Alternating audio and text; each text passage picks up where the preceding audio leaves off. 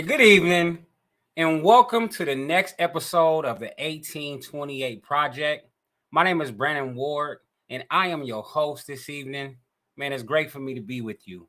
I look forward to bringing you this guest, man. This guest is going to be amazing. But let me get back on script. Look, the purpose of this podcast is to shed light on those from different areas creating Black history in their own way in Las Vegas. But my man, this guy right here, he's not just in Las Vegas. My man is national. Today, we have a special guest by the name of Will Roundtree. Will is the CEO of We Management Services. Will is a millionaire, man, real estate investor, author, motivational speaker, mentor, community organizer, a community organizer, and also a wealth builder. What's up, Will? Man, how you doing, Brandon? Hey, we got to be careful with the millionaire because people might, the text messages get the ringing, man. So I gotta, I do all right, man. I do all right. Appreciate that, man. It was somewhere on the bio. I'm like, we got to put this part on here because, especially when you got some children involved, you got these young entrepreneurs, they really need to see an example of a person who's done it before.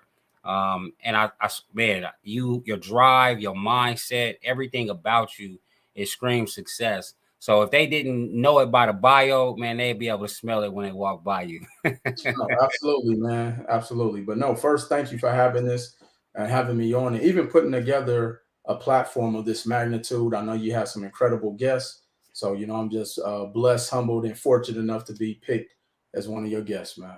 Man, definitely. We're blessed to have you tonight. Now, I didn't give you much due in your bio. I mean, I could have read everything, but I decided, you know what? Let me give him an opportunity to introduce himself. For those that don't know you, for those that never heard of you, man, give them a proper introduction and let them know, man, exactly who Will Roundtree is. Definitely. So Will Roundtree, originally from Milwaukee, Wisconsin. Now I currently reside right here in Las Vegas, Nevada. Been out here since 2005.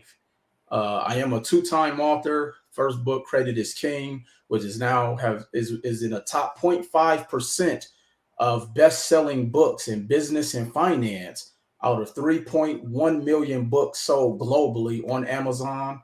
My second book, Full-Time CEO, which is more about business and management, which is in the top 1% books sold globally in that particular category.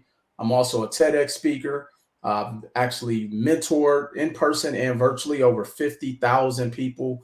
I can say now worldwide. I've spoken globally. I've helped over 3,000 to 4,000 small and medium-sized businesses get access to capital up to $400 million over the course of my journey. I'm a real estate investor. I've built several successful businesses that have done seven figures in revenue. But more importantly, I would like to say that I'm just like everybody else, man. I just so happen to believe in myself. So happen to want it, just more than probably most of the people who were around me at that particular time. But more importantly, man, I never gave up. I've probably heard no more than the average person, but that was what actually drove me. And so I've been fortunate, I've been blessed, and really my give back is what I do now. And that's really going out here and speaking to people, educating, mentoring, coaching, and all of that. And a lot of it I do on my own dime too. So that's just a little bit that's my Cliff Notes version. Man, I love it, man. It's commendable. I know I read it. I'm like, man, I didn't know my boy had two books. I definitely got to cop that Full-Time CEO. I think it's very needed, especially right now. You get a lot of Black businesses, or you get a lot of minority people. They have the skills, they have the drive, they have the passion, but it's just that foundation. And it's not something that you can just learn all in one. You got to go from here to there. You got to go to a seminar. You got to go to a workshop. You got to read a few books. You need a lot of that information. You got to go search for it yourself. So for you to be able to put that information within the book, and it'll definitely be able to help people and guide them within their entrepreneur journey. No, absolutely. Now, I think. Go ahead. I'm sorry.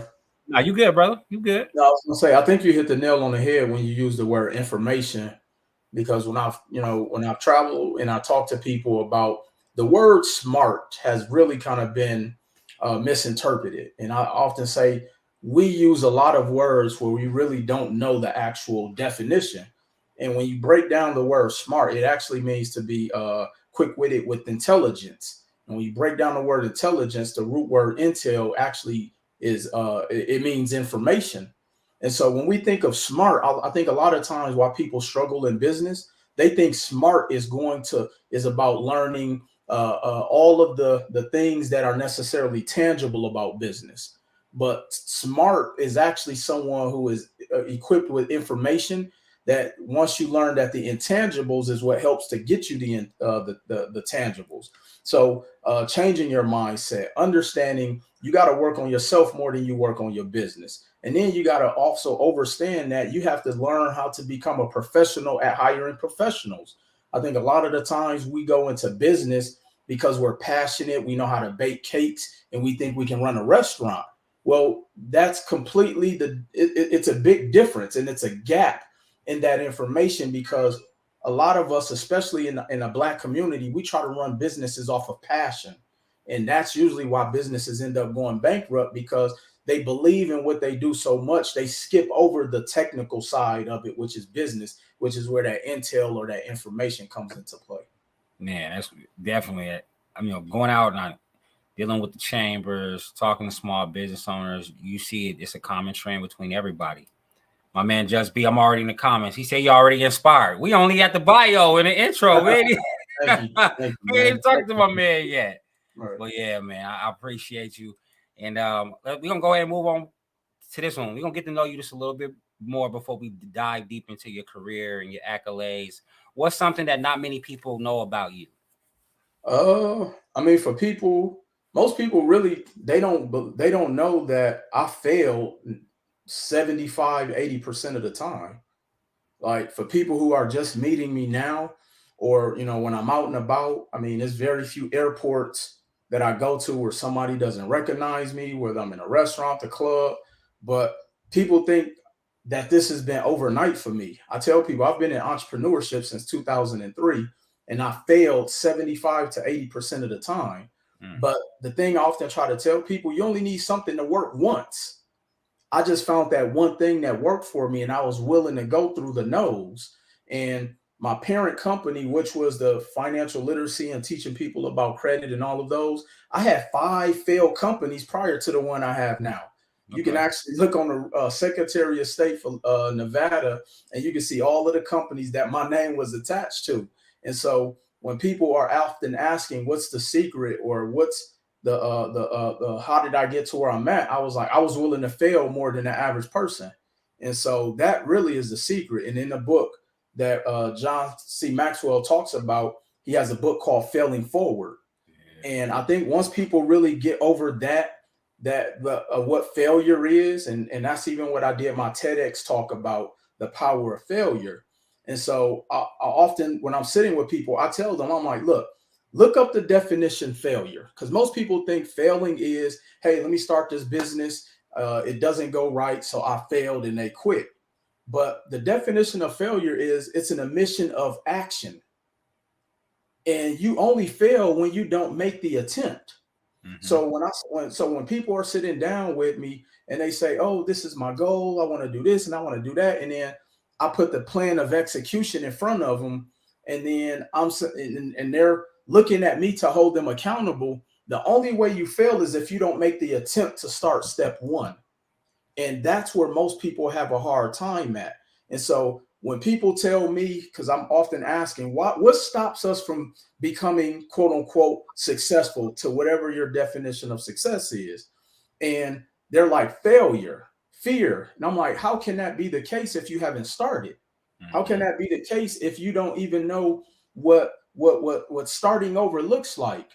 And then I'm always disclaiming this fear method.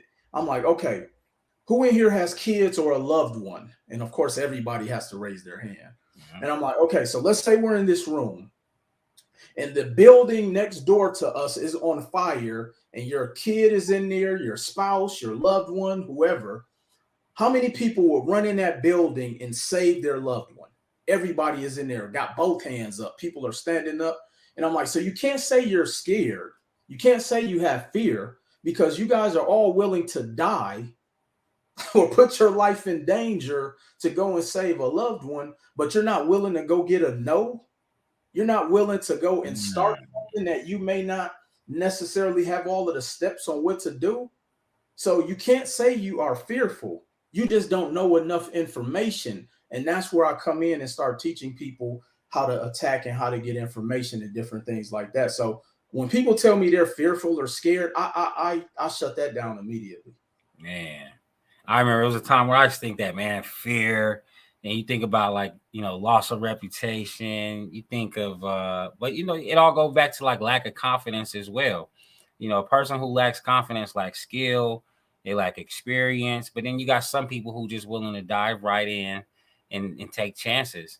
And those people are willing, like when you said, fail forward. It's like I'll make some mistakes and I'll make the adjustments along the way as long as I can get started and see if this path is for me.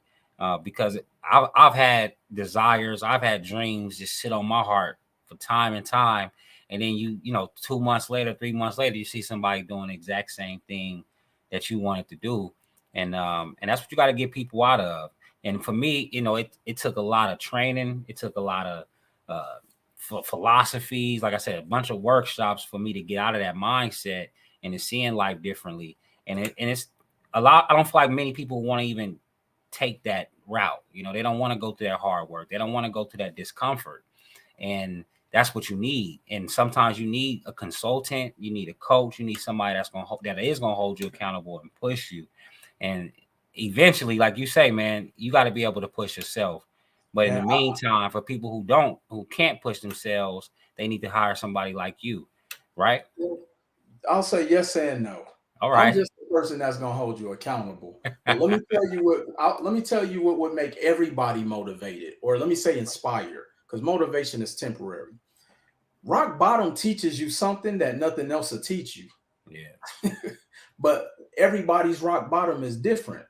So let's say you have a friend and they lose their job and something happens, and you let them come sleep on your couch. That's not rock bottom for them. Sometimes rock bottom is like nobody responds, nobody is willing to help out, and that's the only thing. Like when you haven't eaten in 3 weeks, you get very inspired. When you don't know how to pay your bills, when you like, and so sometimes even having a mentor, because I've had people to pay me a very handsome amount in a consulting fee and still do nothing. I've also learned money doesn't motivate people. People will tell you they want to make 6 figures. They want to retire their spouse, get their kids in private school, and do all of these things. And the first time a happy hour event comes up, they will skip happy hour. I mean, they will skip the mentor session to go to happy hour. Wow. But let them lose a job. Let them get behind on bills. Like life has to disrupt your level of comfortability for some people to change. Yeah. That's the only way. It's not always about, having mentor and all of this. And that's why I'm very direct with my clients, and I talk to them in a form of them understanding that you have to be uncomfortable. You have to. And I put up a post the other day. I was like, becoming successful was a necessity for me. So that's why I never had a plan B. That's right. I didn't want to make it to where, okay, let me put this crutch aside. So if things don't work out, I burned all the bridges as I was coming across this journey. But that's just me. I can't speak for everybody. I teach my clients, it's called the linear formula. Is dissatisfaction, right? Kind of like you was just saying, couldn't eat, couldn't pay your bills, right? And then it's dissatisfaction times your vision. You must have a vision of what you really want to become, what you want to see, what you want. And then plus your first steps. First steps is exactly what you was talking about.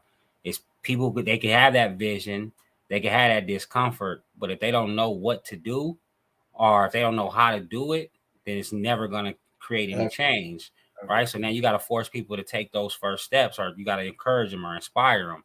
But none of that matters if it's less than your resistance. Like if your 100%. resistance is greater, if it's fear, if it's whatever, if you whatever's on that end of that, if you cannot overcome what that one thing is, Nothing was. then nothing's gonna change, right? No one's you're not gonna succeed. You're gonna be stuck, and that's where you find a lot of people stuck. And I've always looked at it like that because you do got to have the three. You can have people who know what to do. You can have a dissatisfaction, but they don't have a vision. So now they just roaming. You know, if you don't have a plan, somebody will you be somebody else's plan. Very, very. You know what I mean? So it's crazy. So it's a mindset, and that's why I think it's huge for April when we on the wealth mindset conference on stage, because you got a different level of speakers from different backgrounds, and it's not just all about the money, it's about the mind, right? And how you think to be successful. And a lot of things have to change in your life in order for you to be successful. And like you said, you got to overcome some risk, you got to overcome some losses. You know, it's a lot that goes into it. Yeah. What has your journey been like so far becoming an entrepreneur? Do you think it's been tough? Do you think it's been easy, mediocre? So I often tell people that everything is tough. It's like being poor is tough. So why wouldn't I want it to be tough trying to make a lot of money? And I know when I talk about making a lot of money, it's what the money can do. It's how I'm able to retire my moms. It's how I'm able to, spend time with my family and do all of these things and give back and do host a bunch of free events, because now I'm not chasing a dollar. But I often tell people that I kind of had an unfair advantage going into entrepreneurship, because when I first started entrepreneurship, I learned about personal development before I learned how to make money. And right now, everybody is chasing a bag, but nobody's working on becoming who they are, who they need to become. Mm-hmm. And that's where that mindset piece comes into play. And so I'm often saying, until you change the way you think, you will never be successful. But then here's the breakdown, Brandon, that I'm often talking about, that a lot of people really don't know how to think. And here's what I mean by that. See, in order to think, you have to learn how to make decisions. And that's the separating factor in becoming successful or staying stagnant. But then we have to break down, why is it that people don't know how to make decisions? And that's because most people make decisions emotionally. Yeah. And when you start to learn that the only way you can advance in life is you have to have data, and the data is what you use to determine the slight edge or the edge of the decision that you make.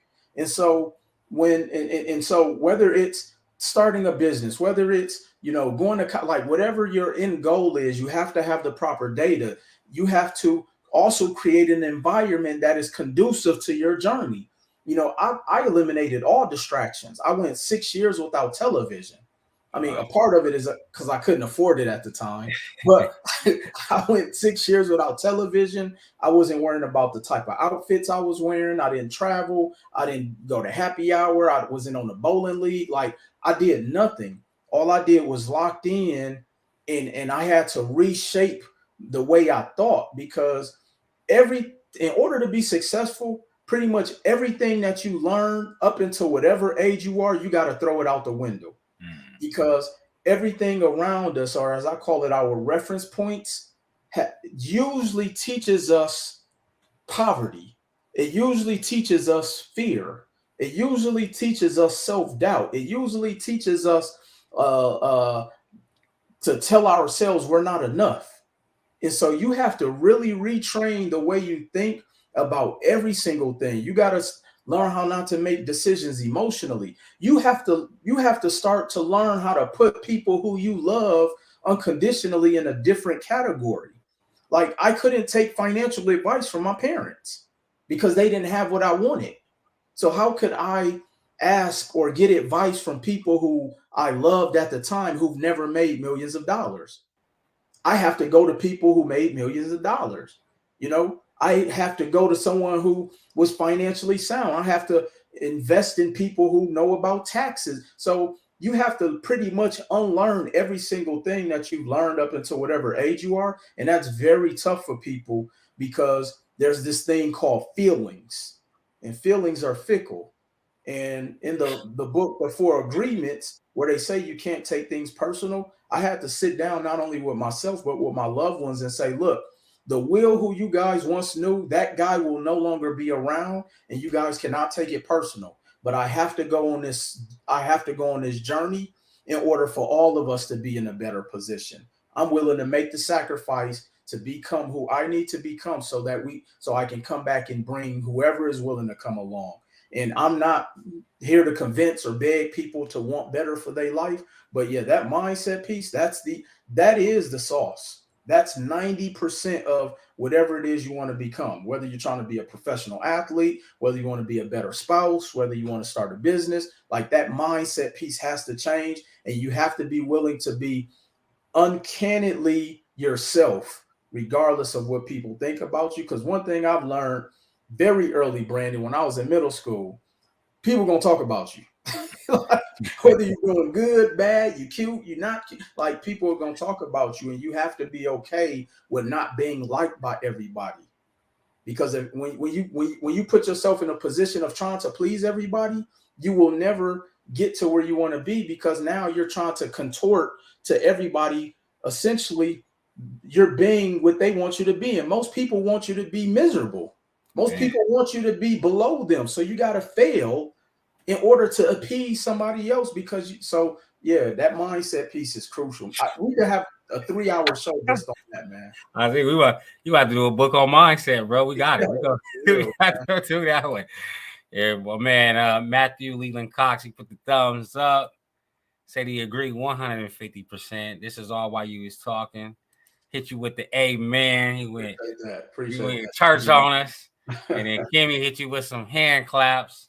So yeah, man, I think you definitely right. You on something. And it's, man, if you listen to the people around you, like you said, and you don't even realize that people are, I wouldn't say really preying on your downfall, but they don't have your best interest at heart. Or they do, they feel like they have your best interest, but it's not. They don't know any better. That's what I say. They don't know any better. And I've learned to never take it. This is why nobody know anything about me, because I don't take advice from people. I don't take relationship advice. I don't take money. I'm going to a professional. And that's the thing. So I'm not even going to say people prey on your downfall. They don't know any better. So we try to go and justify our decisions and get advice from people who don't know. Like, let me share a quick story real quick. Go ahead. So this is back in 1999-ish, around like the Gulf War. Some of you on here may be too young to know and remember the Gulf War. And I had just started to learn about stocks. I was probably about 22, 23, somewhere around there. And there was somebody who I was working with at the time, and I asked him, this was when like Sirius XM radio first came out, and I wanted to invest in that stock. It was like 57 cents a share. And a lot of the times we ask people advice, but we ask people who we respect. And we think because we respect them that they know more. And I asked this person at my job because he was older and I thought he knew more. And he said, I wouldn't invest in that. And he couldn't even give me, as I think back, he didn't even give me a real good answer. So he didn't have all of the data. So I made a bad decision because I didn't have all of the data. And that stock ended up going from like 57 cents to like 7 cents a share. And it was at that point, Brandon, I said, I will never take advice from somebody who I know more than. And this started to really dawn on me. And this is how most people live their life. I often say, most people don't know that they have an innate psychic ability. It's called intuition. But then there's something that overpowers that intuition called overthinking. And most people overthink themselves out of the brilliant minds that they have developed because we listen to too many people. And so this is why I don't even like giving advice unless I'm being paid for it, because you're not going to do what I tell you to do anyway, unless you pay for it. So if I tell you something, you're going to go and ask 7 other people. Does this sound right? Does this sound right? What would? And so I've just learned, don't ask me unless you're paying me for it. Because I'm going to take it serious, you know? I hear you. All right, Will. Real quick, how did you end up in Las Vegas, brother? So I was in Milwaukee, Midwest, and for anybody that know anything about the Midwest or Milwaukee, like most Midwestern cities or most urban communities, like it was a death trap, and I was just in a place mentally where I knew I needed to change, and so the company I was working at in Milwaukee, I had been there about 7 or 8 years, and one day the company just abruptly laid me off, and I had dropped out of college. I had no real skills except working at this company, and so I actually ended up getting into network marketing. And that's how I learned about entrepreneurship. That's how I learned about personal development, all of that. And so, my mentor at the time, we were growing a team out here in Las Vegas. And so, we came out here for like a national convention in September of 2005. Got back to Milwaukee. He said, "Will, you ever thought about moving to Vegas?" I was like, "I never thought about it, but I'm willing to do whatever to change my circumstances, because sometimes being somewhere that's comfortable, you get stagnant." And so I had to remove myself out of a level of comfortability. So I didn't have any money. My mentor actually borrowed me $500, or loaned me $500. So I bought a one-way ticket to Las Vegas, moved out here, rented a room. I mean, and I haven't looked back. That's right, So man. that's really the short Cliff Notes version of how I ended up in Las Vegas. All right. Now, I know I don't see you around in all the community events and things like that, but I'm Right. going to ask you, make sure I ask you this question. What does creating Black history in Las Vegas mean to you?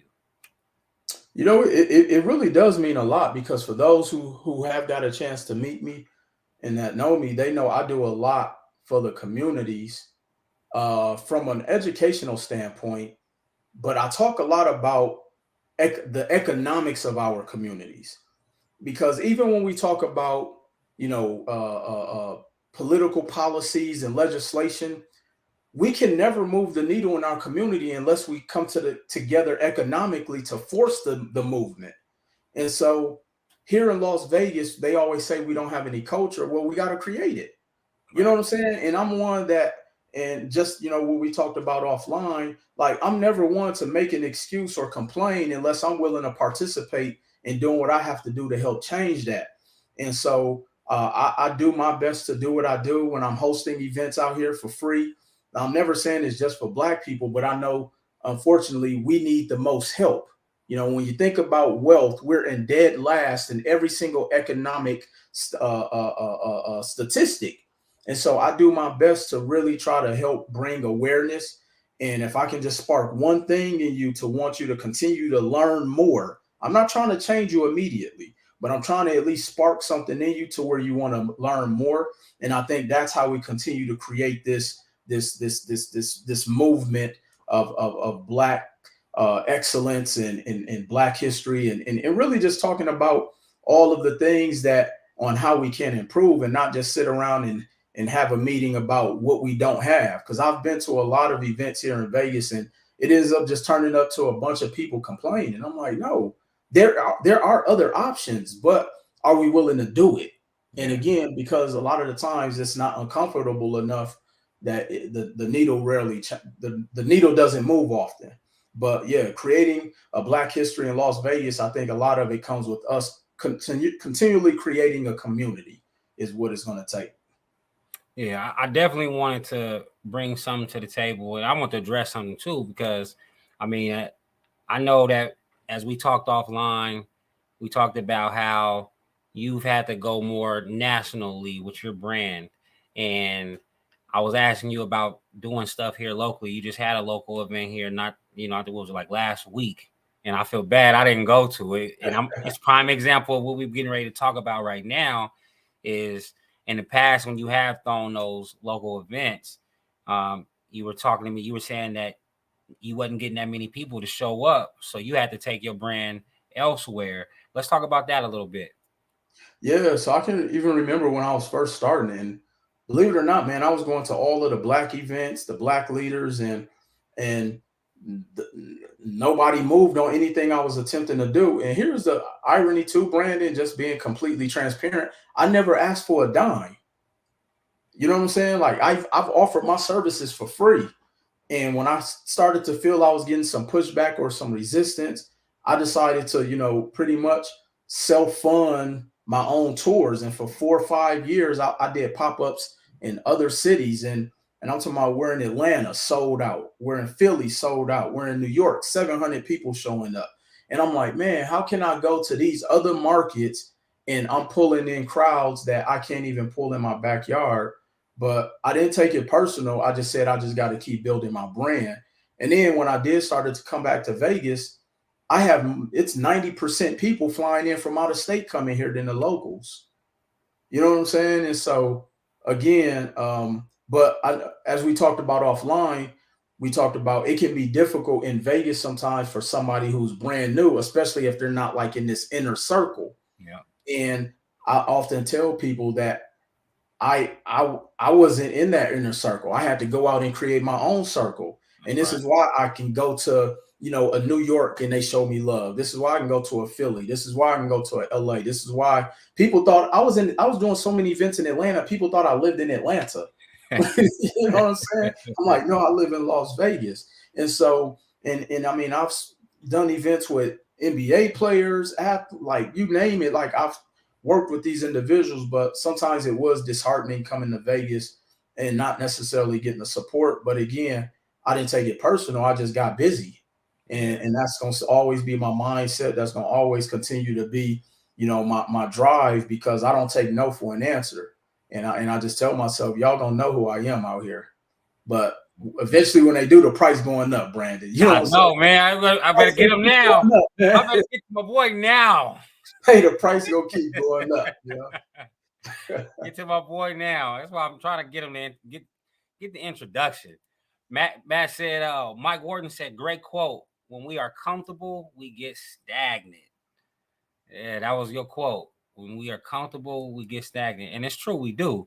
When was the last time you felt yourself becoming stagnant, Will? I'm always taking inventory of myself. And one of the things that I've often learned, and I tell people, sometimes having success makes you lazy and you get stagnant. And I tell a lot of new people, success sometimes is worse than failure, because if you haven't worked on yourself, it's easy to have a little bit of movement and you start feeling yourself. But for me, sometimes my level of stagnant is abnormal to the average person.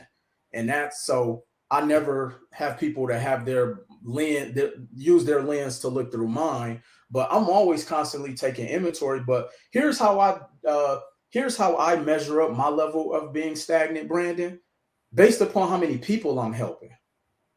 If so the amount of results is what I use as a measuring stick. The amount of people I help leave their jobs, the amount of people I help change their family financial situation, the amount of people I help build a real estate portfolio, the amount of people I've helped to be able to make millions of dollars or six figures or even an extra $3,000 a month. That's what I use my level of success as a barometer as, because I told myself a long time ago through my many failures, because in the beginning it was all about making money for me. But I told myself, look, if I ever get another opportunity at this, my focus is going to be to serve people.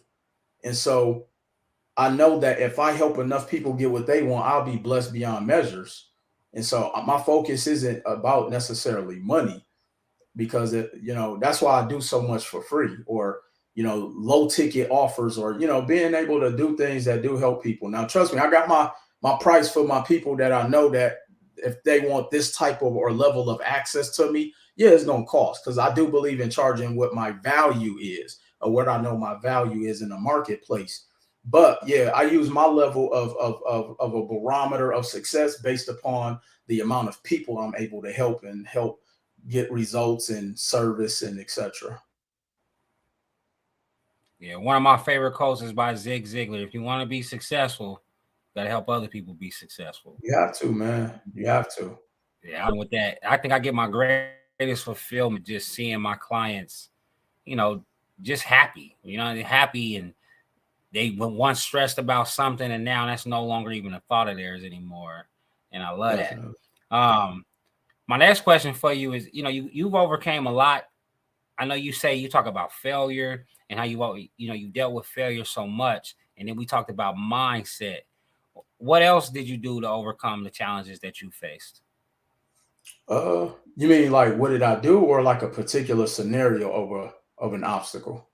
Just we'll say all the adversity. You think about a young entrepreneur, or just an entrepreneur in general, a person who's just going through it, they hitting all of the roadblocks, all of the challenges. Sometimes they don't have the funding. It might be something personal in their life. But I know we talked about mindset. So what is this something? What's something that you use to overcome any challenges? So one of my biggest things is that because I had lost everything before, I never wanted to feel that again. When I moved to Las Vegas, $500 doesn't go far. Whether it's in 2005, 2015, or when we get to 2025, like $500 doesn't go far. And I can remember the times like sleeping in my car. I remember living on Flamingo and Swenson. I remember I couldn't even afford a bedroom set. I slept on bath towels. My bathroom mirrors were so dirty, like how like when the mirror, the crystal part of the mirror start peeling off, it's really not a mirror, it's just up on a wall. Like for dinner and lunch and breakfast, I ate Top Ramen and Captain Crunch, probably the most unhealthy breakfasts and dinners. Like, I mean, I'm talking about like I was at the bottom, but I often say too, Brandon, that was the best times of my life because I knew that I could not go any further, to the bottom. And so I really just utilized that time that, and this is why I say sometimes hitting rock bottom is good because you mitigate your distractions. I couldn't afford to go out. I couldn't afford to, to go to happy hour. I couldn't afford Beyonce tickets back then. I couldn't afford to do anything. So it forced me into greatness. And so a part of how I overcame obstacles is also too, I never felt sorry for myself.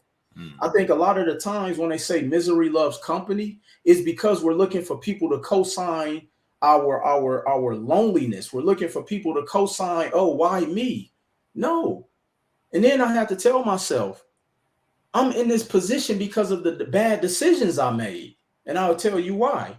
So when I was working, I blew all my money going out. I was trying to drive the best vehicles. I was wearing all of the whatever the name brand clothes were at that time. I was at the clubs every Thursday, Friday, Saturday, and Sunday. So I did all of the things that put me in that financial position. So when the company did shut down, I had no savings. I overspent buying, expensive vehicles. I overspent in every facet of my life. And so I didn't prepare for those moments. And so a lot of the times we get put in positions, even financially, that are our own faults. Mm-hmm.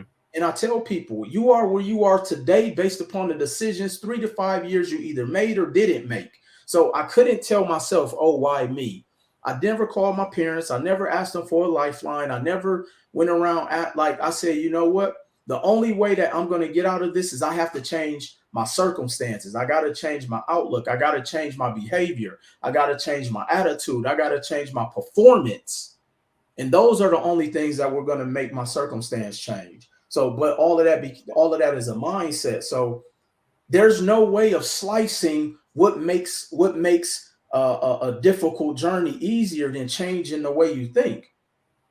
You got to change your attitude. You got to change your beliefs. Like there was nothing that nobody could tell me that I wasn't going to succeed. I mean, when I flunked algebra in high school, my teacher said I wouldn't amount to nothing. I was told growing up in Milwaukee by the age 21, I'd be dead or in jail. So most of us grew up hearing negative things about us. It's just that we bought into somebody else's opinion of us. And that's something that I can't conform to. People still tell me no about things, but that doesn't resonate with me. That actually motivates me. When something doesn't go my way business wise or performance wise, or I'm trying to get a particular gig or, whatever, like that drives me. Like it keeps me up at night. This is why I don't sleep sometimes. When you're like, man, you up till midnight doing live. Yeah, because while everybody else is sleeping, I'm going to work. That's right. You know what I'm saying? So yeah, you gotta excuse me, man. I get passionate I about told you I love it, but I told you I said I'm gonna ask you some questions. They right in your wheelhouse, bro. I'm throwing you softballs tonight. Right. What's something? So I know you all business, and I ain't gonna say you all business because I don't know that. That's why I'm asking you this question. But I know you are serious about business. I know you travel a lot. You got children. Yeah, I got a 12-year-old. Okay, you got a child. Now, how do you find that work life balance? Uh, I'll be honest, man. Like in the beginning, it's really no such thing. What that Like I'm mean? not gonna sugarcoat it. Like it's not in the beginning. Like it's like you almost got to pick one or the other. You know what I'm saying? But you do that so that you can create that. So now, yeah, I'm in a position where I could say, "Hey, son, let's go do this," or take my family here, or call my moms and say, "Look, 3 day, your birthday's in 3 days. Let's go to Hawaii." Like to be able to do those type of things, this is why you work hard. You know, even when I first started my business for 7 years, I never spent a dime. I Mm, reinvested every single dollar back into my business. But yeah, I'm not gonna sit here and sugarcoat to people like, yeah, in the beginning, there is no work-life balance. But then here's the thing, Brand, if we really want to be honest, most people who work a job, there is no work-life balance. mm-hmm. You're really just you really just get the little bit of time after school and maybe on weekends to spend with your loved ones.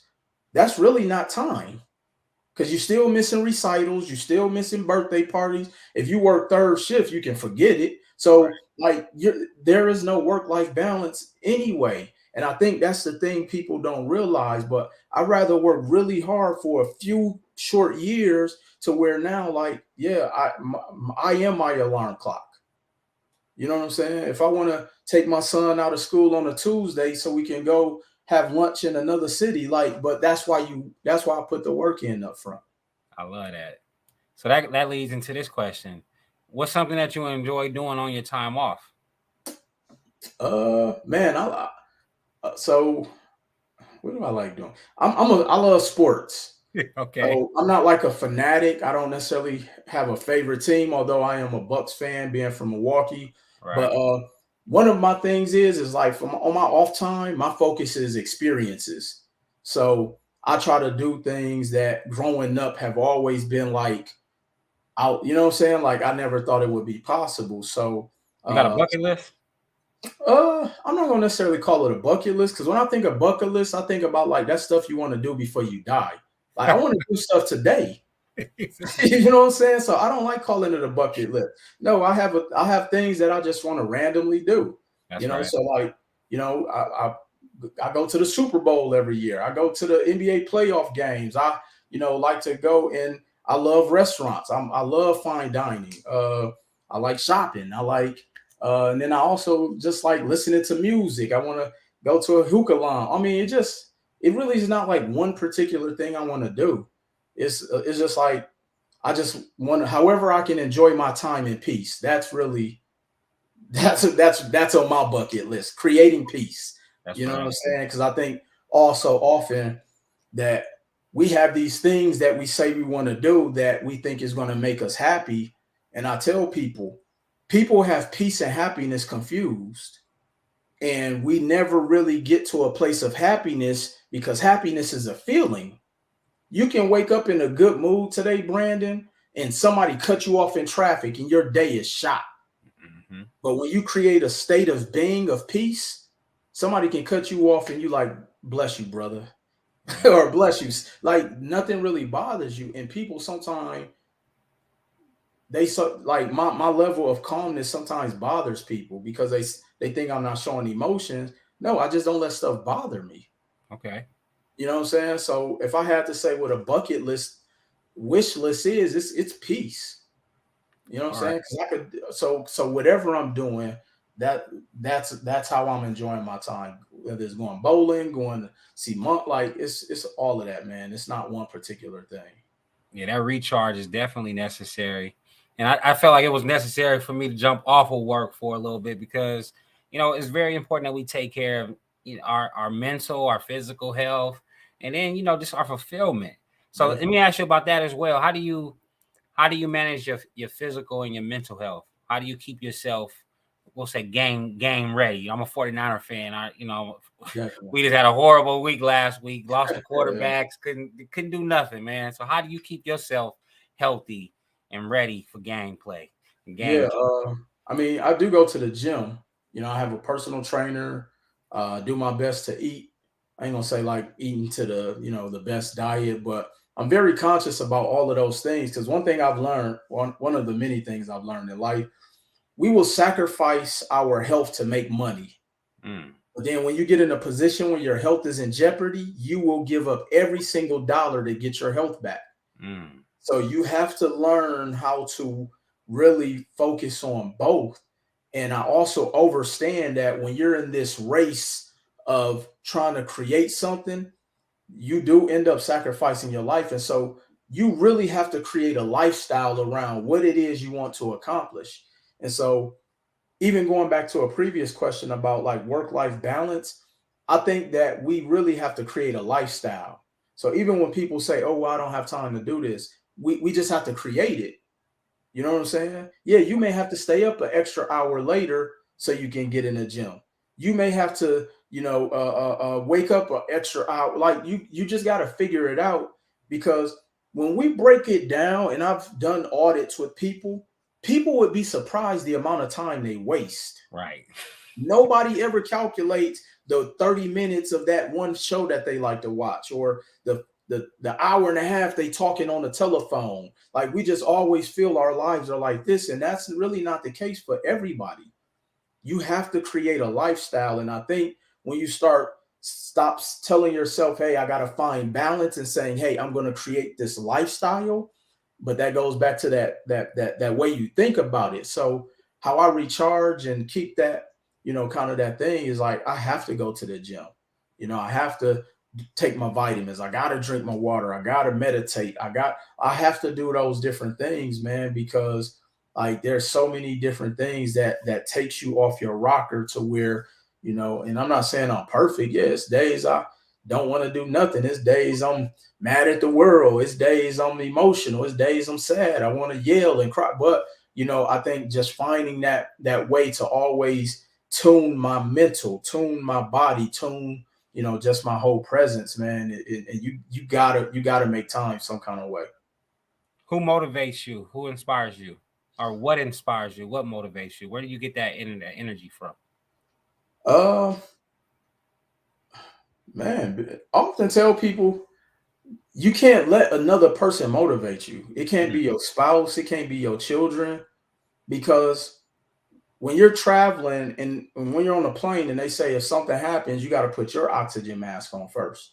Right. So my motivation can't be just my family because, again, that's a feeling that can be fickle.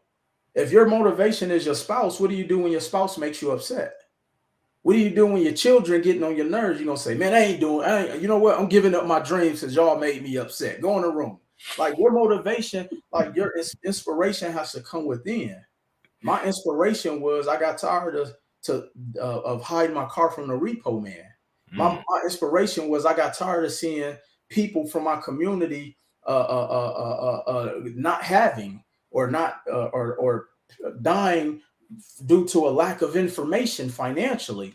My inspiration is that I got tired of feeling like I couldn't be wealthy.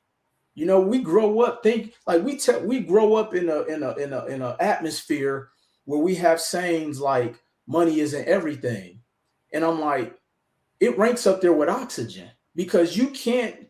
How can you tell your kids, oh, money isn't everything, but then you say you want to give them the world? Like it's a contradiction. And so we've been told these things and we've been conditioned these things because we've been taught poverty. And I got tired of that. And so those things inspire me, man. Like I want to be able to take a random trip to Amsterdam. Like it's bigger than just the experiences. It's bigger than the money. It's bigger than shopping. Like you have to create an atmosphere in order to have peace. And when your bills are piling up, you can't have peace. When you're worrying about being laid off, when you're worrying about being evicted, when you hide your car from the repo man, when you seeing the interest rate pile up on credit cards, when you can't afford your student loan debt, you cannot have peace. So my inspiration is that I want peace, man. Like that's always my inspiration. Love it, man. I love it. Sometimes you gotta feel that. You gotta feel that feeling.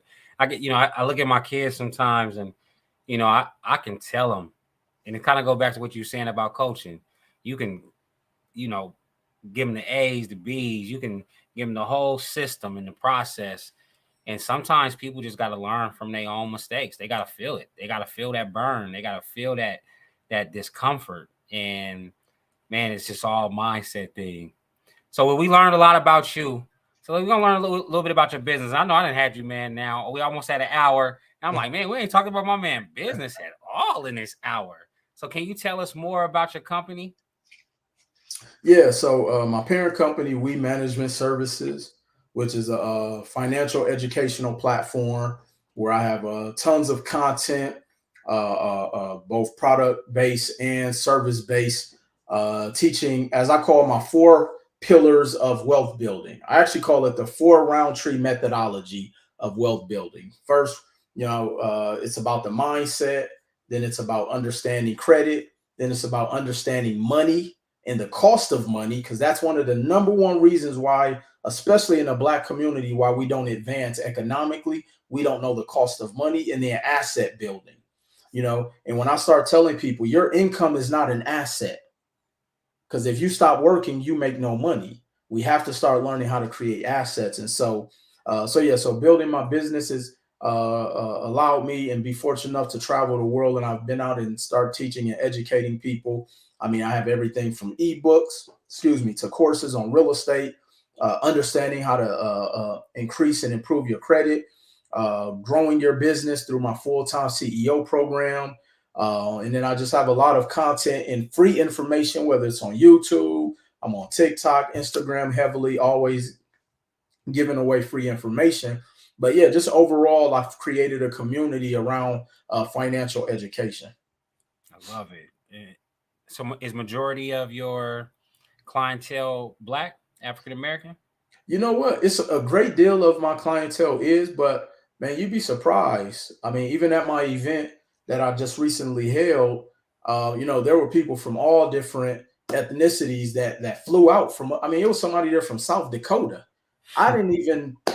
Yeah, I was very shocked. So you just never know, like where your reach goes, and Right. and that was really just a testament to me, like to keep going, because like I say, I often think back to when I would go to different places out here in Las Vegas back in like 2010, 11, 12, and I was hosting community events, and it'd be me and the person who was setting up my slideshow. It was just us two. To now I'm hosting events and people coming in from South Dakota, New Orleans, California, New York. I mean, I've had people come out from London. I mean, it's just amazing, man. Like what I've been able to accomplish, and if anybody who would have known me from like 10 years ago, I mean, you couldn't even got me to speak in front of two people, let Hey, alone I've been in rooms and spoken in front of as much as 20,000 people. So, yeah, man, it's definitely been a blessing, and I feel like I'm living a dream every day, man. man, I see you, man. It's definitely a dream. I know the feeling. When you plan something and you look around the room, you usually expect to see a bunch of people that you know. The same people who've been supporting you from the beginning, and they always show up. They just some sea fillers. And then out of nowhere, you start seeing people you've never seen before. Not just that you never seen before, you never seen a person that looked like that person before. I had an event out here it was when I first started business coaching. I was doing uh, first it was just doing seminars, and then when COVID hit, I started doing the webinars. But we had a couple come all the way from like Brazil, and I'm like, you came out here for vacation, and then you came by here. They was like, no, we came out here for this, and now we're vacationing. And I'm like, oh, you got to be kidding me! Like, and it's the power of the internet. It's the power of social media. It's the ability to get your word out there, get your message out there, and you have no idea that when you put it out there, the reach that is going to get to. And I've you are the prime example of that. You know, I went on your YouTube. You say you had 200 and some thousand subscribers, and I definitely those are from all over the place. What has that been like for you, for you to have that? What has that felt? How have you felt from that response? Uh, I mean, honestly, I don't think about it in that capacity. All I right, just keep telling myself that I haven't even scratched the surface. that's right. You know what I'm saying? And that's that level of just me never getting stagnant or get complacent. Because I think a lot of the times, just as humans, we get into celebratory mode a little bit too long. Mm. And there's been times where people have been around me and they're like, "Man, you're not happy?" And I'm like, "Of course I'm happy, but I'm not satisfied." And I'm not satisfied because it's still people hungry. It's still people who don't know this information. It's still people who can't pay their bills. And so, like, of course, I'm always grateful. And I even put something up on my stories today where I'm like, yo, it feels good to be able to wake up every single day knowing I have another opportunity to chase after something I may not have got to accomplish yesterday. And that's how I wake up every day, and being grateful. And so yeah, the accolades, the 200,000, the TED talk, the money and all of that, but none of that means nothing if I don't wake up in gratitude looking to continually to serve. You know, as you look back at at your accomplishments, or you look back at the things that you built along the journey, how does that feel to look back and just see that there's so much things and there's so many areas that played a specific part, a specific role?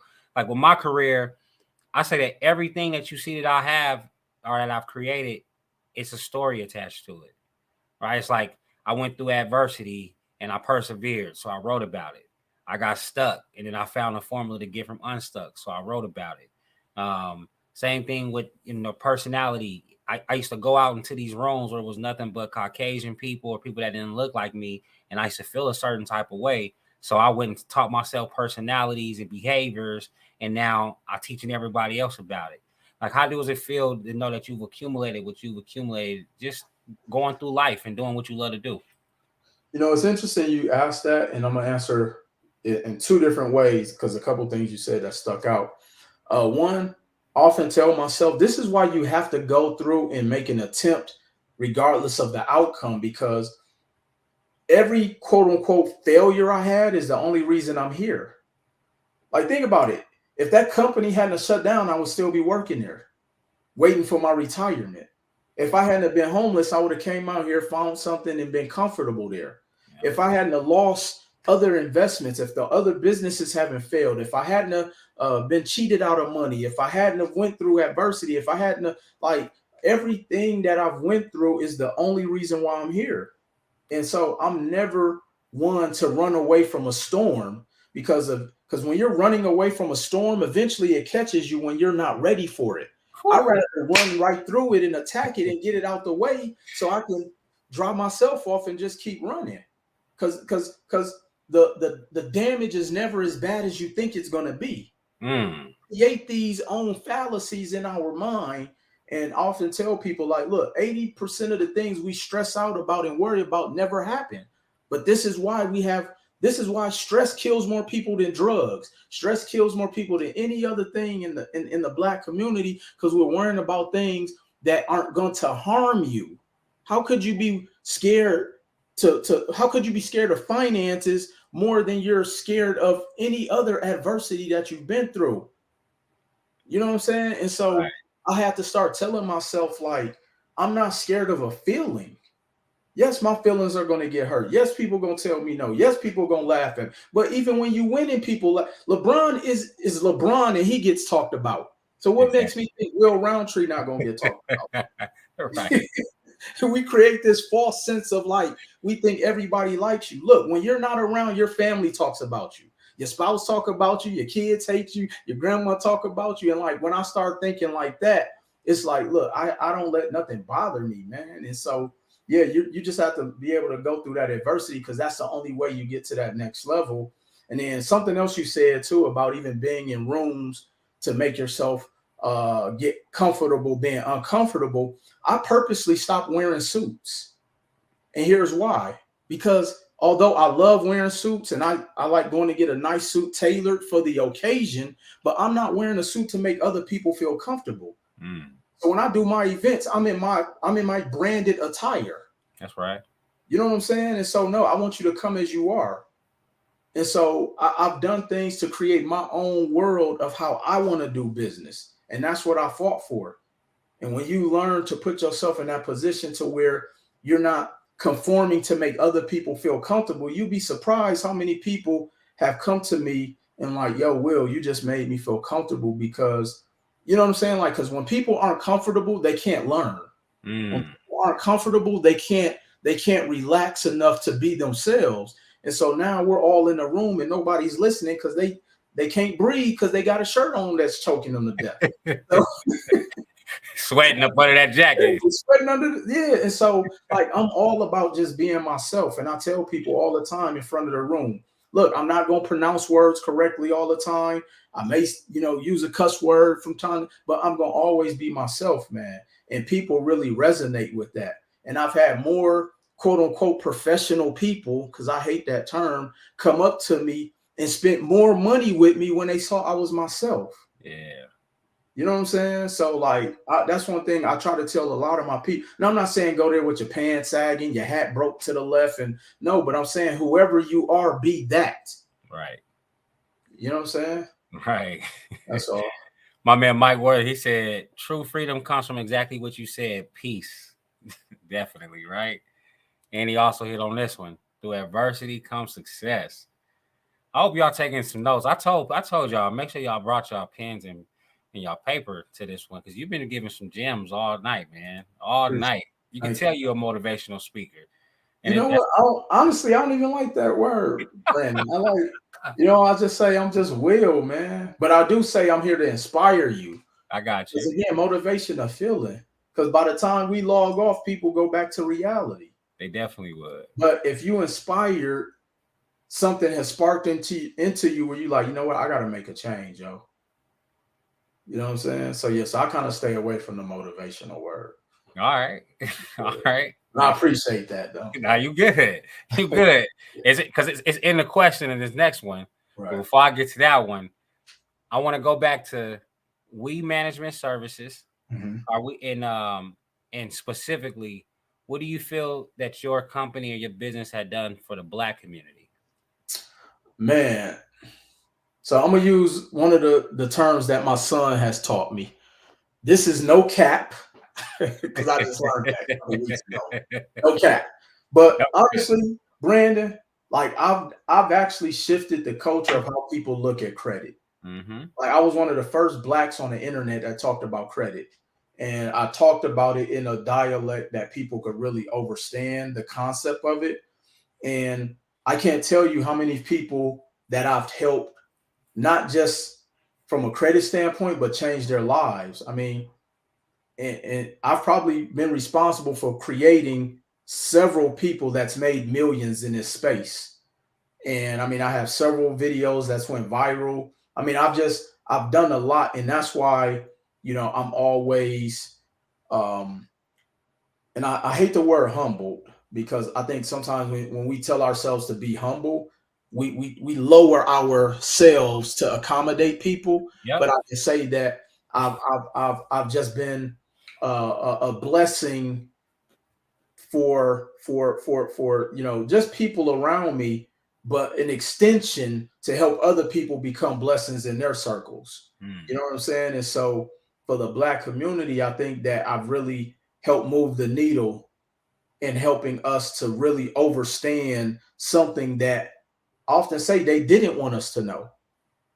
Like I did a lesson where I talked about, because I get asked all the time, why don't they teach credit in school? Why don't they teach us about credit, this and that and the third? I'm like, look, reading was illegal for Blacks and slaves, and it was punishable by death. And so once you start to really go on this journey, and as they say, success leaves clues. If they didn't want us to read, why would they want us to understand the power of what creates wealth? And it's debt. And debt is credit. And so when I start taking people down that rabbit hole and they really start to understand the breakdown, and that's really the Da Vinci Code of how people become wealthy. But because we've been conditioned to have an emotional attachment to debt, this is why we continue to stay stuck. Mm.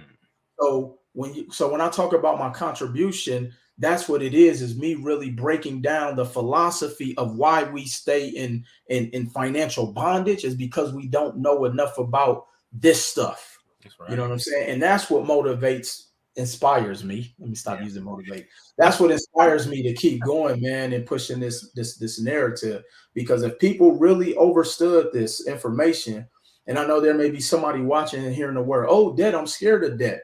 And I often challenge people, we're not scared of debt because we get in it every day. We go get student loan debt. We buy houses we can't afford. We buy cars we can't afford. We go shopping. People just went and bought Beyonce tickets with debt. But then we have to understand that money that you make from your job is debt. It's just taxed. Mm. You see what I'm saying? So that's why I say mindset has to shift because you have to start to shift how you think about money. And because we don't know the cost of money, most people don't even know how much money they make. Yeah, you say your job pays you 70,000 a year, but did you know there's a difference between gross and net income? And then when we start breaking that down, most people live off their gross, which is why they live check to check. Mm. Because your job may pay you 70,000 on paper, but you bring it home 63,000, but you're living off of 70. You're trying to create a lifestyle off of 70, but then you're trying to look rich off of 70. Mm. So when I start breaking that type of term, like that could be a whole nother live because I think that's where the disconnect is within our community, man. We don't know enough about money, finances, economic, and this is why our community stays in financial ruin because nobody's telling us the truth. Yeah, you definitely disrupting the system. I mean, it's systematic. If they don't educate you, then they don't want you to know it, right? 100%. That's And the hustle. That's the hustle. yeah, and then this education, for the most part, it has to be paid for, or it's got to be something that you got to go sit over a weekend or 3 day, 3 days to learn it. So it's gonna take some time for people. Let me hit you with this one. I Yes. changed it up for you too. You're also an inspirational speaker, author, and a mentor. Yes. Could you tell us about your nationwide tour, cocktails, and credit seminars? Oh yeah, man. So I came up with this bright idea back in 2016, 17 to do something called cocktails and credit, which is where I would go because people love to our people, we love to turn up. Let's just go ahead and put it out there. We like being out, we like the networking atmosphere, we like being around like-minded people. But then I also know that we like to learn, we like Mhm. being educated. And so I wanted to put the two together. And so I came up with the idea to do cocktails and credit, which is where I'll find an establishment and it's really a networking event described as a workshop, but it wasn't like a typical networking event because people who know me personally, they know I hate networking events because you never get anything out of it. You know, you just go, you find somebody who you already know, y'all click up, start drinking, and nobody leaves with nothing. So I made it a little bit more structured where I would have people come out, we would network, I would force people to exchange information. I would, talk about credit, we talk about real estate, we talk about entrepreneurship. I was bringing in tax strategists. I was bringing in attorneys. I was bringing in people who had trucking companies. Like I tried to really teach people about all of the aspects to help them move the needle for themselves and their families financially. And this was actually what I was doing in Vegas where people weren't coming out to. And then that's when I said, you know what? I'm going to take my own money and actually go out and hit the cities myself. And so I, started, putting a budget together. I would take myself, my whole team, and these are almost like productions. And I remember being in Houston, and the person who owned the lounge, he didn't come to the event immediately, but he had okayed it. And he asked, "Who's the rapper that's here?" Like people was thinking that we were like entertainers or performers. Like that was the caliber of events that we had. But not only that, people actually learned. And I remember being in one of the cities, and I'm like, "Yo, we got people inside of a lounge for 3-4 hours learning." Mm. That was powerful. People traveling from across the country. Like it's hard to get people to think past 140 characters. So to get people to come somewhere and sit inside after having some adult beverages and learn about credit and money and really, like, I was just like, wow, you know what I'm saying? And so yeah, so I still do a variation of that through my other type of events. But yeah, that's something that was, you know, something that I was very proud of being able to do that. And I own the trademark. So if anybody goes out there and try to do that, you know, you got to come see me. I own that trademark. Yeah, I got you. I got you. And if you think about it, the formula, and like with most businesses, because there's industries, because everybody is so spread out, and then when you have an industry, you have like a sub industry, and then you know, majority ideas, they can honestly they can be duplicated. And what you got to think is that it's just don't try to be exactly like that person. You got to be innovative at the same time. And people have to be aware that when you have somebody like you, I mean, you a consultant, you a coach. It's not like you won't share the game with them. It's just come to me for the game before you just try to implement it without me. Like, give me some say so. Give me some credit. Definitely. You got another one for you. So you come a long way from living in your car in Las Vegas.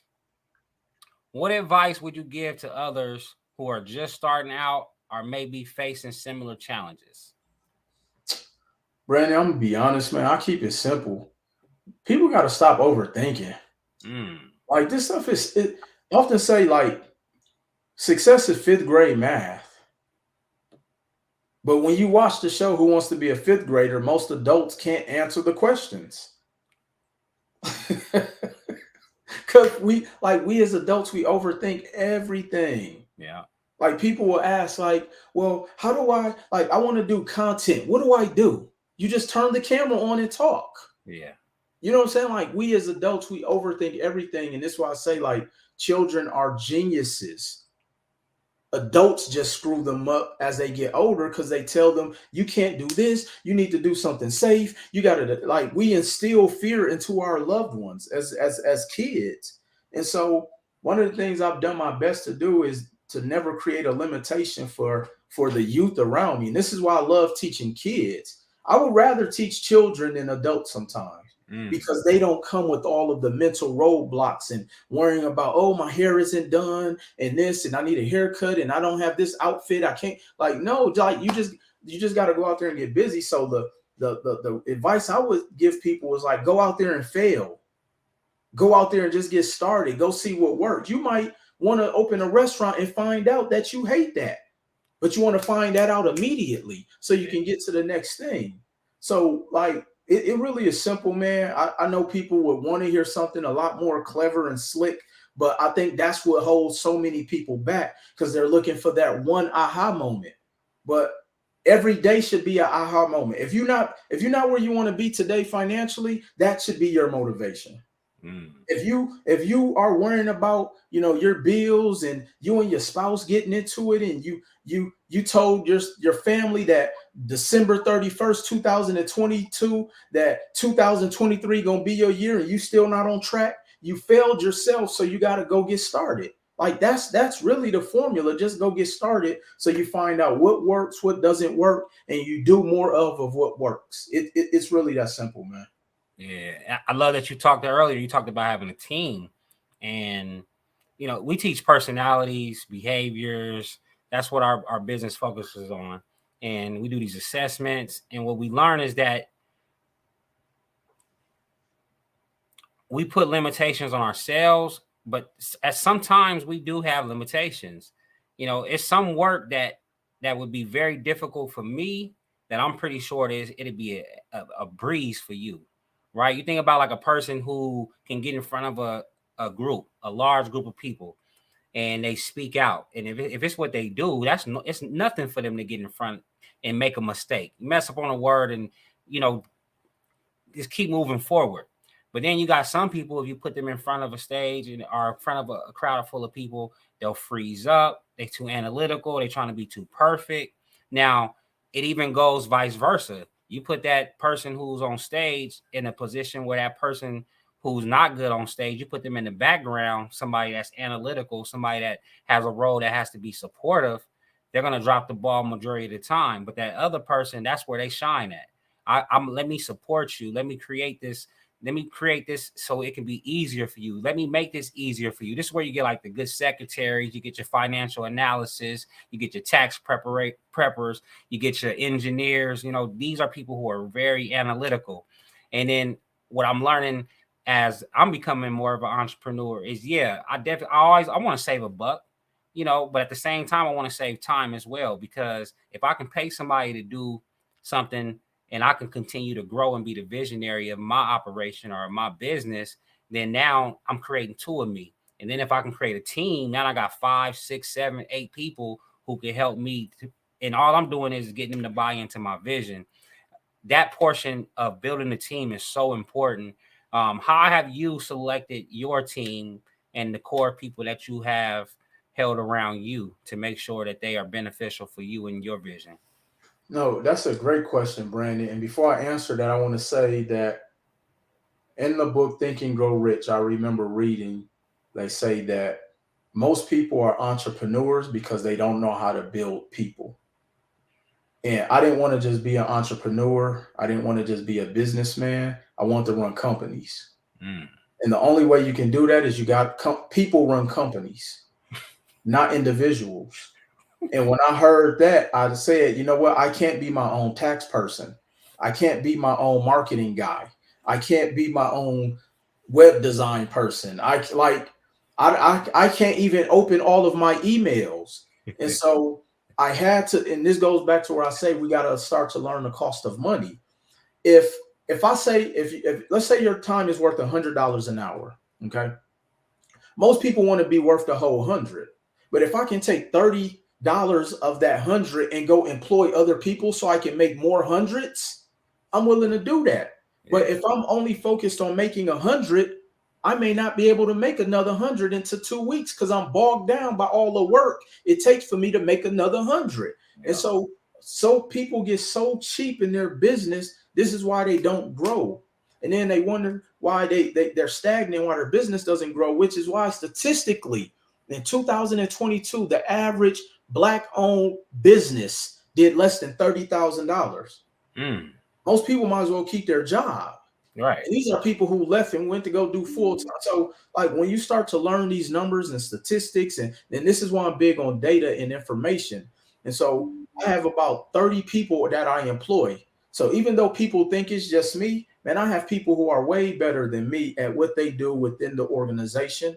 And so, how I pick my team is I just find people who are great at what they do. And I don't try to make them fit in the mold. Oh, I think you would be great at this. No, let's dialogue and let me find out what it is that you are great at. But then I also got to have people around me who see my vision. I also got to have people around me who can carry my vision. I also can have people who are going to protect me, who are going to protect the brand, who are going to protect what we've built. So I'm very analytical about the people who I bring within my organization. Which is why I can honestly say, I don't have a huge turnover of people. And I believe in paying people. I'm not trying to get somebody great to come work with me for pennies because, like, I never use, oh, well, since I didn't make this much this week, I'm not going to pay you. No, I'm going to always pay you what you're worth. Because if I pay you what I know you're worth and what you told me you feel you are worth, and you're doing your job and you're the one helping to keep the lights on, I would rather pay you before I get paid. Mm. You know what I'm saying? So I've always had that mentality, man. And one thing nobody in my company can ever say is that I've never paid them. And so I believe in paying for good talent, period. Man, that quote when you said about the entrepreneurs, they don't know how to lead people, but that was, oh my goodness, man. Yeah, that's true. I gotta put that on a shirt, bro. Yeah, you can use that one at the next event, man. You know what I'm saying? Did you trademark that too? I don't know. I gotta call my attorney. It may be in process. I got a couple out there. Kimmy said all miles an hour. Y'all got me up way past my bedtime. For real, Appreciate Kimmy. that. Look, me Thank too. Yeah, and I said bring a pen and a paper and a pad. I told y'all that. Like, but this ain't the only time and only access you got to Will. You know, Will is out here doing big things. You can follow Will on the social medias. You can attend one of his events. You know, you don't got to be a local event. You know, we can travel and make it a trip, and we can go and meet him in Atlanta. You know what I mean? We can make it something. I know my friend Amber Jones. I know she's met you out of town. And I'm like, man, Definitely, that's how yes. you support, man. Yeah, That's how she's you been do to it. a couple events. Yeah, shout out Yeah, to Coach Amber. that's how you do it, man. All right, Tony got a few more questions for you. I know I got you way past what I allotted. I appreciate your time. No, I absolutely. got a little comfortable because you said you was gonna go live anyway after. I'm Yeah, like, let yeah. me go Hey, ahead and so use up this my this man is a time live for right him. now, P. This is the live. So, yeah. All right, so let's talk about your future goals and what you hope to achieve in the coming years. And before you even answer that, I I honestly I want to know like your mindset. Like, do you look at 10 years down the line? You look at 50 years down the line? Do you look at 5 years down the line, 3 years down the line? Like, how do you create your vision and your thought process for your goals? So I'll just you can if you can attach that to the question. Yeah, So yeah, no, definitely. can you talk to us about your future goals Yeah. and what you hope to achieve in the coming years? I mean, I look at all of the timelines Okay. because everything that I'm doing is for legacy now. Like I've made the money, so everything I'm doing is it's a legacy play. And so one of the things that I'm really focused on is licensing. So I've Mm, licensed a lot of my content.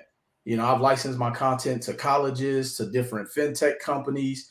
I'm working on curriculums with different financial companies and different things like that. And so when we talk about like what's my future goals, it really is about legacy. And here's how I define legacy, because a lot of times people think legacy is leaving our family, something. Legacy is like when your great great grandkids know your name. And the reason most of us don't know we barely know our great great grandparents. But the reason we don't is because they didn't leave us anything. If your great great grandparents left you something, you think you would know who they are? If they didn't create a name that can sustain well past after they're gone, like the reason we all know Dr. Martin Luther King Jr. because he left a legacy. The reason we know Malcolm X, they left a legacy. The reason you just name anybody, they left a legacy that future family can now continue to capitalize and monetize off of, because people gonna monetize off you anyway. I might as well let it be my family. So everything that I'm really focused on, Brandon, is about leaving a legacy, and and on the intervals to that long term amount of time down the line, I'm always thinking of ways to move my needle and to get better, and having bigger events and teaching more people. And I'm really working on having curriculums and for like the youth and high school students, because most people comprehend at an eighth grade level, no matter what their level of education is. And so I think that that's a prime age for them to start learning about money, about asset building, about credit, like all of these different things. So all my goals are centered around creating legacy plays. And so that's really my focus. It's not necessarily a 3-year goal or a 5 or a 50, because everything that I'm doing is a part of that goal in getting there. So yeah, I don't try to put necessarily a timeline. Now I do have milestone goals that I put timelines on to hold me accountable, to ensure that I'm working on it. But yeah, no, my whole focus is legacy, man. that's right. I love it, man. I love it. Now, what was your vision be for Las Vegas? So I know we national, and I know that we didn't show up before when you had the events before. And I know you ain't give up on us yet because you just had the Nah, event nah. last week. Yeah, I got How was about the two event more last years, Brandon. Vegas got about 2 more years. how was the event last week, by the way? Man, it was packed, man. It was great. Okay. You know what I'm saying? No, I was excited. How was the local? We get a lot of locals coming to that one? It was more than usual. Okay, You know what I'm sweet. saying? But my thing is, like, I never really worry about I don't ever worry about like the process. I'm always focused on the result. Okay. So even if one person came out and they got something and they went out and executed, I'm cool with that. I brought up 3 speakers who I'm grooming to become coaches, and they made money. The coaches who I'm grooming, and like so it was a success to me because I helped move the needle for somebody's family. Right. You know what I'm saying? So yeah, so I'm never concerned about the number of people because I've been in rooms with 300-400 people and nobody got anything. Mm. You know what I'm saying? So I'm never looking at the number. It's just like you can have 1 million followers on social media and some of them make no money. And I know because they calling me to help them make money.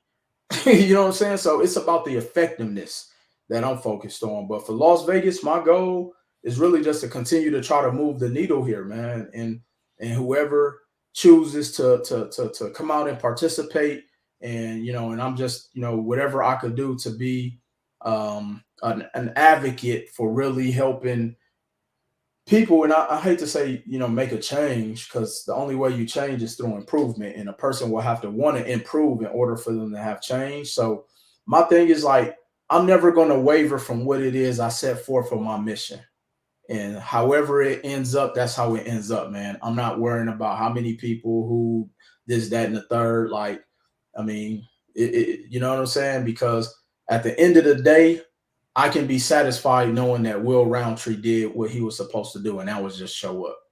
Yes, sir. Yes, sir. Now, Will, I told you this is one of my one of my favorite questions. I was like, I'm gonna ask you this. I'm very interested in hearing who you're gonna name on this one. So, community members who you believe deserve acknowledgement. It's interesting because I don't know a lot of people here, which Okay. is interesting. But I mean, I definitely been following your journey, so we gotta salute you. Oh, thanks, And brother. so yeah, Appreciate man. I mean, like, I I've seen just like what you and your wife have been creating, and I know you guys have changed a lot of lives. A lot of people respect you. I know we have some mutual contacts that we know, and your name is always coming up, man. And so I can say a shout out to the DeVilles. it. Just me knowing what they're doing for blacks when it comes to home ownership and real estate.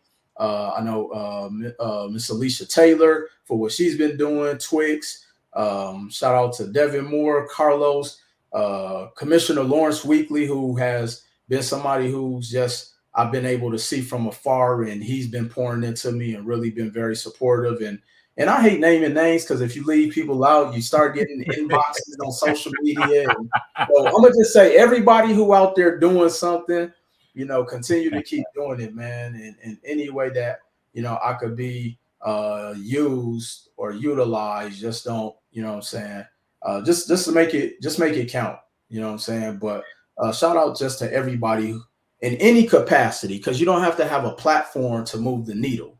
Right. You know what I'm saying? And so I want people to know whatever it is that they're doing, that that is their level of contribution, man. Like, continue to keep doing it, because we got some really dope people out in the city making some moves. Tasha and Kevin White, of course, gotta shout them out. So again, let me stop naming names, man, for people start. That's why I put my phone on do not disturb at night, because you already know I might get a couple pings. But no, definitely everybody who out there doing their thing, man.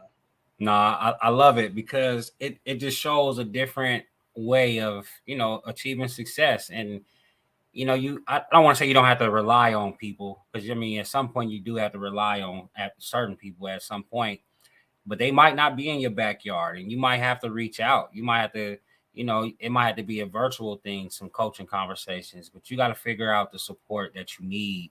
And definitely for you. Oh, could I say something to that, Brandon? Yeah, definitely. And you may have to pay somebody. Yeah, you know what I'm saying? better pay. And I say that being joking. I'm joking, but I'm also serious, because I think a lot of the times we think, oh, well, Brandon, you black, you should be helping me for free. Mm-hmm. No, Brandon has a family to feed, and this is how he feeds his family, and he's very good at what he does. And he could go out there and get $10,000 for a session, but he's only charging us $1,000. Yeah. So we got to start learning how to respect, because here's the other thing. People will want you to come help them for free, but then they'll take the free information and go charge people to 10,000. Yeah. No, I believe in what's called the 4 levels of exchange. Can I break this down real quick? Yeah, definitely. Showtime, So I bro. believe in what's called the 4 levels of exchange. The first level is called theft. That's essentially where I just want to pick Brandon's brain so I can learn a bunch of information and go out there and charge people. That's stealing. The first level of exchange is called theft. The second level of exchange is called partial, which is where Brandon to give and I'll partially return the level of exchange. Brandon comes to all my events. He supports me. He pushes my stuff. He reposts my stuff. And then when I see him, I'm just saying, what's up? That's like a partial exchange. The third level is called fair, which is what most people are accustomed to. Hey, you scratch my back, I'll scratch your back. The fourth level, when you master the fourth level of exchange, your life will be completely different. And that's the level of abundance. I believe in the level of abundance, but at the same time, it has to be economically feasible for all parties involved. Yeah. And so if I ever tap Brandon because I need his services, I'm going to overpay what he charges me because I deemed him of value, which is why I reached out to him. And so we got to start learning how to invest in the people who we deem to be of value, because we're going to go spend it somewhere else anyway with no return on investment. So nobody in North America can ever say I've asked them for a discount on any product or service. And when I get the invoice, I pay it. Right. Because I believe in that level of exchange. Because how can I try to talk Brandon down on his prices, but then I want to go charge what I charge? No, I believe in, and look, if Brandon say this is his fee, now if I don't believe in his fee, I just go hire somebody else. I'm not gonna sit there and try to negotiate. You know what I'm saying? And so devalue the guy. Like I would never do that to somebody who I have respect for. Right. And so I want to always put myself in a position. Now, I'm not saying don't negotiate. That part I'm not saying. But, of course, I'm always going to make sure I'm fair and equitable. I'm not saying, man, let me no. Now, and I'm also open to even bartering. But you got to have something that is of value for me to want to barter with you. So I just have to say that, man, because I know we deal with that a lot in the Black community. We do. Oh, what you teach, I can get it for free. Well, if it was for free, you wouldn't ask me for it. Right. Go get the free. Right. You know what I'm saying? So, yeah, I just have to say that, man, because I know you deal with it, because I deal with it at a very high level. Yeah, definitely. I mean, I've had to change my whole business structure because of it. But that's why, like when you were just talking about the licensing, I think that's why it's very important for us to be able to create that proprietary information so that we don't have to constantly deliver the work. It could just be some work that we do one time, we monetize it and leverage it, and it just does what it needs to do over time. Absolutely. It's brilliant. It's a brilliant mindset to have. Yeah. So how can the community support you or help you? I mean, I often say, man, it's like from a support standpoint, it's really just us continually carrying this message. You know what I'm saying? And I would say the biggest thing is not necessarily what they can do for me, but let's stop being scared of money. Let's stop being scared of finances and credit and educating ourselves in that space. It's like we're in a contest of who can be the poorest. And we got to stop thinking like that, man. And we got to get out of that that mentality that was indoctrinated into us since slavery. It's like, yo, we're free now. We can go. It's like, no, why would you not want to put your family in a better position? Why would you not want your children in better school zones and different zip codes? And, who said it's wrong with driving a nice car? And so when people say, oh, I would never pay that for that, that's because you've never been in a position to have it.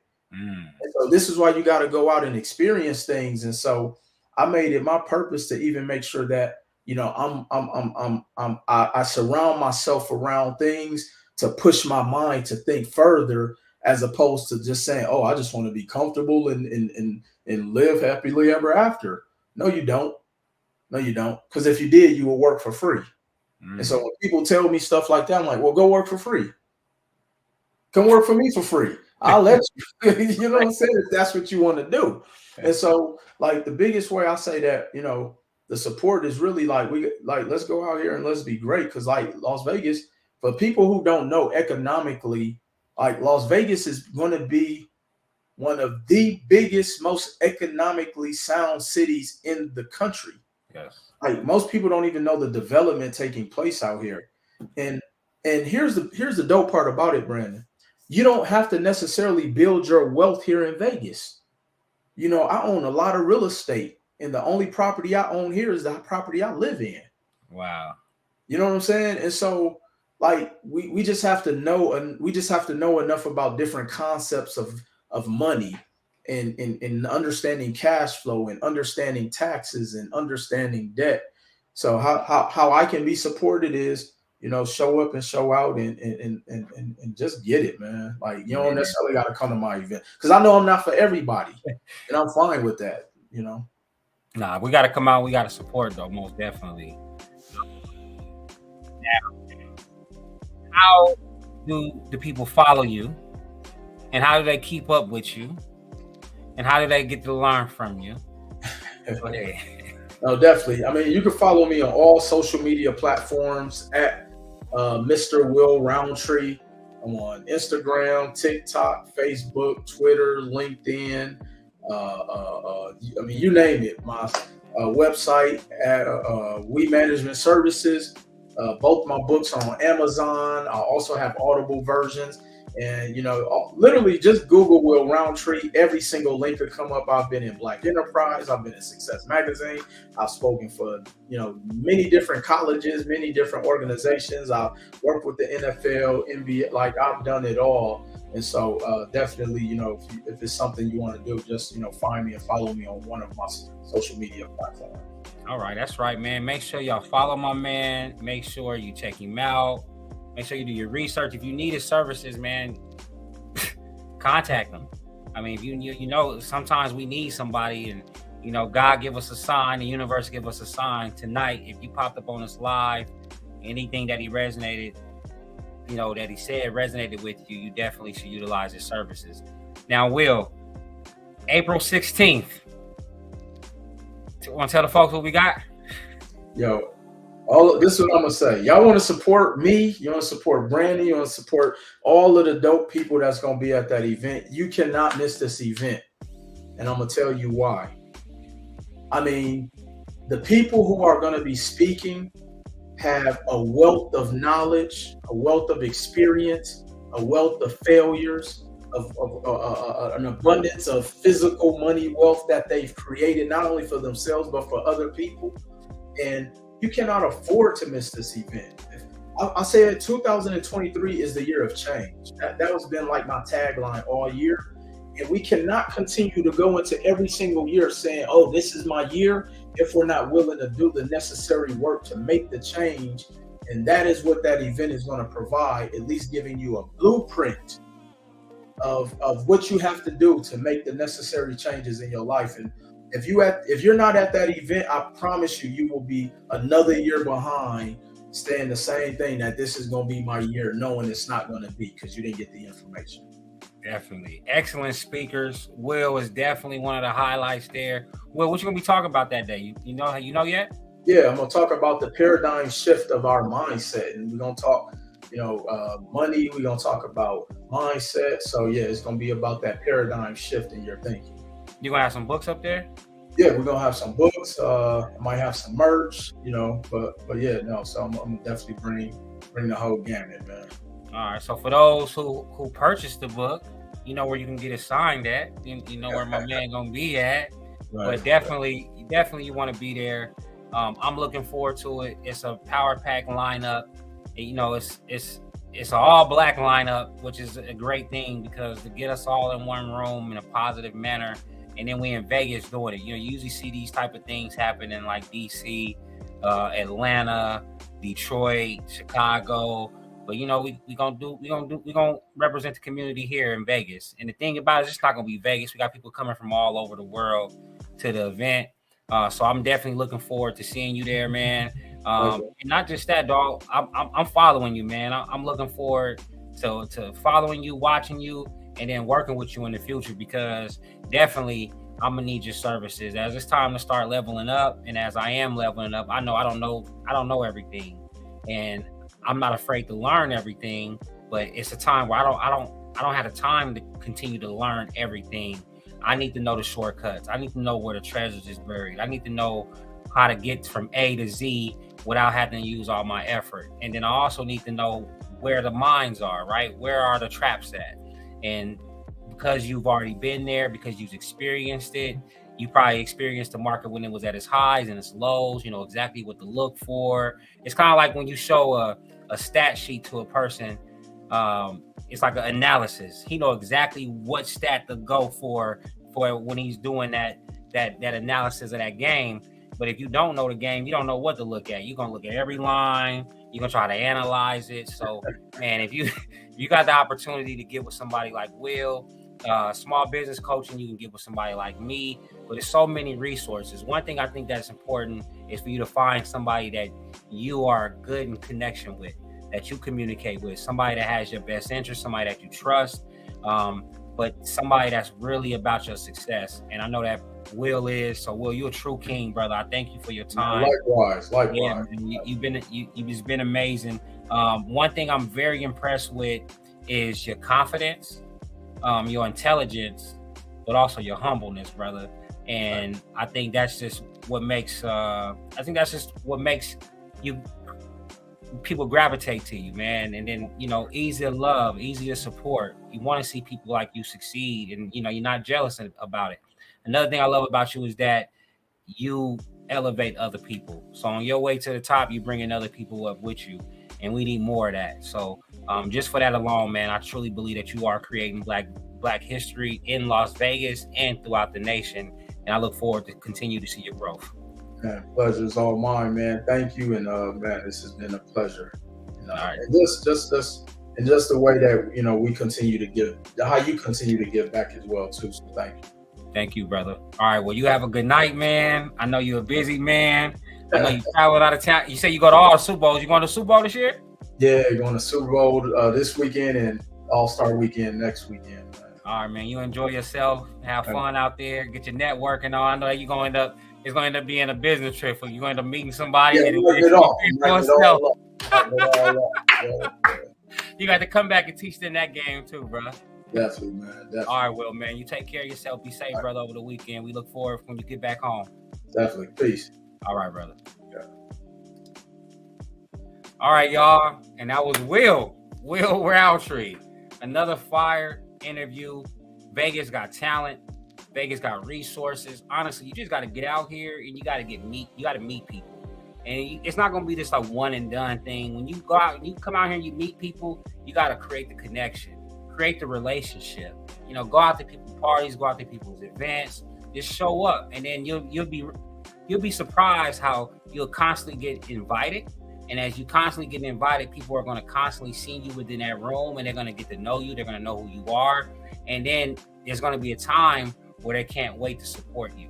And that's the thing. You want to get to the point to where people can't wait to do business with you, where you have a product or a service that you know that you can help them with, and they trust you to be able to help them with. And that's what we're getting to. So shout out to Will. Another thing is, I want y'all to really go and follow my man, because he brings so much knowledge and information. And I want you to see how he just gives that information back into his social media platform, and how his social media has grown because he's giving that information. Now, he's giving out so much information that you're going to grow. You can develop from it. Now, he also has it to where you can have a specific time with him, one-on-one time with him, where you can meet with him. And if I was you, if you felt like you want to talk to him, I would ask, man, make that phone call, write that email, ask him, can I get a discovery call, whether it be 30 minutes to an hour, and just see by you telling him what your situation is and tell him what issues you may be facing, how can he help you? He may have that solution right then within that 30-minute conversation, and then you see the true value of how he can take your life to the next level. So I just always take advantage of the resources that you have. Do not try to do everything on your own. Look, you smart, you talented, but then when it all comes down to it, we get exhausted, we get tired, we get headaches, we have problems within our lives, and sometimes we need to have that second person there to support us, to inspire us. He don't like their motivation, but to motivate us, to help us get to the next level. So y'all be on the lookout for the next episode. And I forgot to even ask Will if he knew my next guy or my next guest. So let me pull it up real quick. Let's see what we got here. I think it's Kelsey West tomorrow. Let me see. Hey, yep. Tomorrow's February 10th. And that is definitely who I got coming on the show. Pastor Kelsey West of Nehemiah Ministries. Now, Pastor West is also an entrepreneur. We're going to be talking to him about his faith. We're going to be talking to him about his activism, but we also be talking to him about his business and how he's helping out the youth here, how he's inspiring the youth here, and how he's giving children, Black children, an opportunity to go on these college tours and get exposed to a different world. And that's the name of the episode, A Different World. So y'all be on the lookout for Pastor Kelsey West tomorrow at noon. Y'all know we always start 5 minutes later. So it's going to be at noon, 12:05. And that's going to be February 10th. So definitely going to be an inspiration. Definitely going to be motivation. I love this guy's energy. So make sure y'all come out. Make sure y'all jump on the live. Make sure that you comment. Show them some love. Show them that you appreciate them. And I appreciate y'all. So thank y'all for another night. Thank y'all for another great episode. I appreciate you. I'll see you tomorrow.